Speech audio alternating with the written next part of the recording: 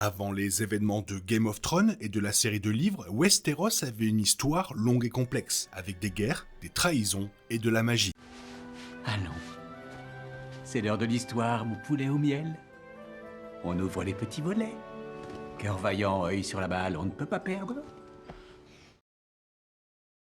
En explorant l'histoire de Westeros, le public peut découvrir les secrets de puissantes forces surnaturelles comme les anciens dieux et les marcheurs blancs, ainsi que les causes d'anciennes rivalités. L'histoire de Westeros, écrite par George W.R. Martin, explique l'origine des maisons nobles et le prix qu'elles ont payé pour leur pouvoir. L'histoire de Westeros contextualise les événements de la série Game of Thrones et, en examinant attentivement ces différentes époques, peut fournir des indices sur l'avenir du récit dans la série de livres.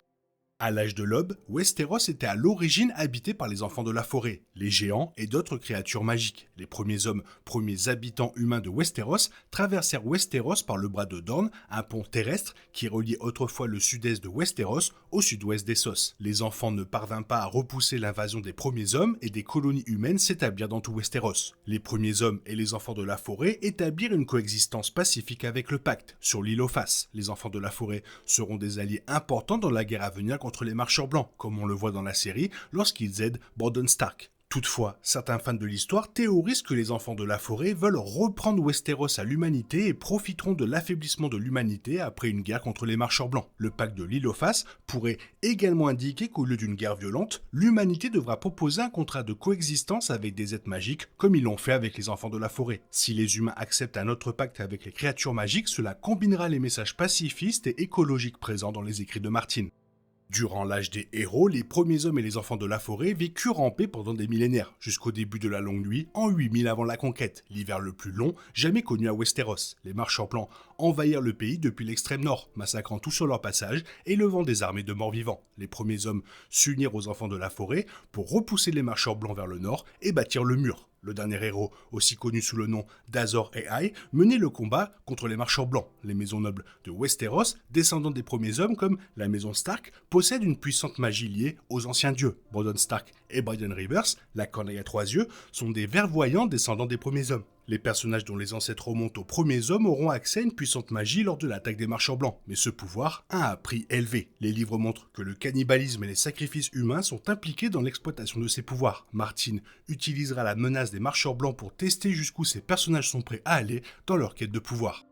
En 6000 avant la conquête, les Andals, d'Andalos en Essos, commencèrent à traverser le détroit et à envahir Westeros. Ils combattirent les premiers hommes et les enfants de la forêt pour le contrôle de Westeros. Ils détruisirent les premiers hommes et les Barals dans toute la moitié sud de Westeros, devenant ainsi le peuple dominant et s'installant dans tout le sud. Seul le nord parvint à résister et resta sous la domination des premiers hommes. Les enfants furent repoussés loin au nord, au-delà du mur. Les Andals introduisent la foi des Sept à Westeros et celle-ci devient la religion dominante dans la majeure partie de Westeros. La foi fait partie intégrante de la société Westerosi. Les Septa prennent soin des jeunes femmes nobles, la plupart des châteaux et villes possèdent un sept où se réunissent les fidèles pour les cérémonies religieuses, et le Haut Septon conseille souvent les rois et reines de Westeros. La foi peut être un ennemi redoutable. Elle a guidé la marche de la honte de Cersei, elle a contraint les Targaryens à abandonner nombre de leurs traditions valériennes en échange du soutien à leur dynastie. Pour gouverner Westeros avec succès, les dirigeants doivent satisfaire la foi sans pour autant lui accorder trop de pouvoir.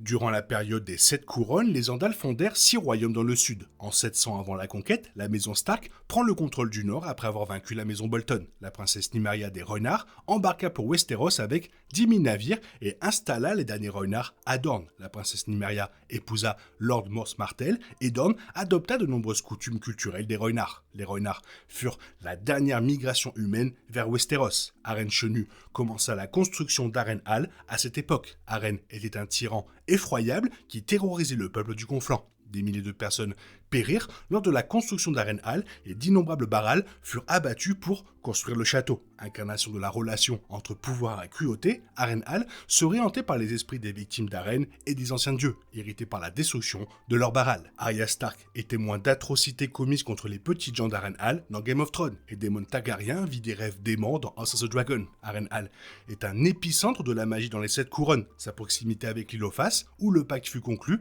indique que Harrenhal restera un lieu important du récit.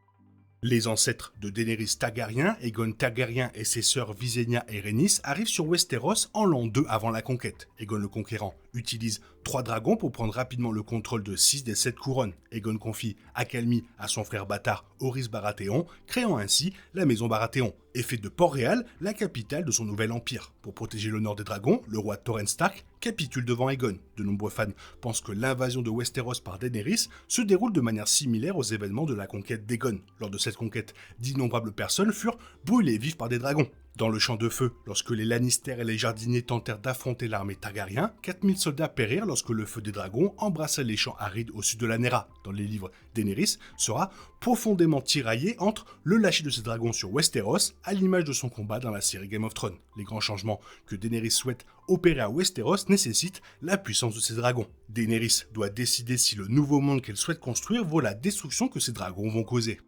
Après la mort d'Aegon Ier, Maegor Targaryen se proclame roi et tue des milliers de personnes dans sa lutte pour le trône de fer. Après la mort de Maegor, le roi Jaehaerys monte sur le trône et les 7 couronnes connaissent des décennies de paix. La danse des dragons, la guerre civile décrite dans House of the Dragon, se déroule entre 129 et 131 après la conquête. Aegon II et Rhaenyra Targaryen s'affrontent pour le trône de fer dans une guerre qui fait des milliers de morts et provoque l'extinction des dragons. Le dernier dragon meurt sous le règne d'Aegon III. Les rébellions Feu Noir, 4 guerres civiles provoquées par des bâtards Targaryens revendiquant le trône de fer, éclatent entre 196 et 236 après la conquête. Après avoir été chassés de Westeros, les Feux Noirs créent la Compagnie Dorée à Essos et préparent une nouvelle tentative de conquête du trône. Daenerys et Viserys Targaryen ont été élevés dans la croyance que Westeros était une utopie lorsque leur famille régnait, mais la dynastie Targaryen était tout le contraire. Malgré de brèves périodes de paix, l'ère Targaryen fut une période de guerre civile et de carnage constant. Martin entend démontrer par ses écrits que les monarchies ne sont jamais pacifiques et que l'accès à une magie extrêmement puissante, comme les dragons,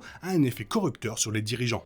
Après la fuite du prince Rhaegar Targaryen avec Lyanna Stark, Rickard et Brandon Stark se rendent à Port-Réal pour la sauver. Le roi Aerys exécute Rickard et Brandon, provoquant la rébellion des maisons Baratheon, Stark, Arryn et Tully. Lors de la bataille du Trident, Robert Baratheon tue Rhaegar et l'armée rebelle défait les forces Targaryen. Tywin Lannister attaque Port-Réal et Jaime Lannister tue le roi Aerys. L'épouse de Rhaegar, Elia Martell, et leurs enfants sont tués par les hommes de Tywin Lannister, Sir Gregor Clegane et Sir Armory Lorque. Lyanna meurt en donnant naissance à Jon Snow. Robert Baratheon s'empare du trône de fer et Viserys et Daenerys Targaryen sont amenés à Essos. Robert ne s'est jamais remis de la mort de Lyanna et a laissé les 7 couronnes sombrer dans la faillite, prouvant que les meilleurs guerriers ne sont pas toujours les meilleurs rois. Les habitants de Port-Réal n'ont jamais pardonné aux Lannister d'avoir attaqué la ville, et les Martell les détestent pour avoir tué Elia et ses enfants. L'approche brutale de Tywin Lannister en politique entraînera la disparition de sa famille, les Lannister se retrouvant avec peu d'alliés après des années passées à terroriser les petites gens et à trahir d'autres maisons. Bien qu'ayant prétendu sauver le royaume du roi fou Aerys, la rébellion de Robert n'a apporté que davantage de chaos et de destruction.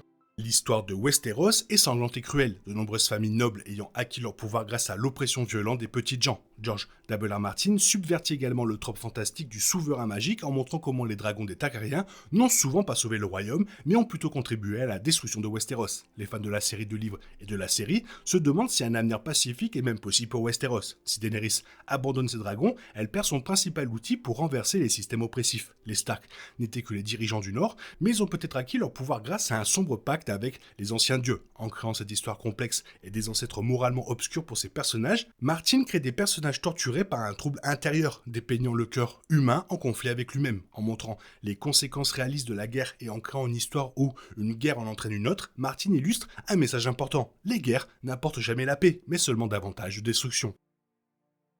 C'est évidemment le serpent qui se bouffe la queue. Toi, qu'est-ce que tu en penses? Fais-moi part de ton avis dans la zone commentaire. Sinon, comme d'habitude, bisous à la Cersei, bye bye. Il est impossible de compter sur les autres de nos jours. On est obligé de tout faire soi-même. Je me trompe? Rien de grave. J'avais tout prévu. Où va le monde? Je vous le demande.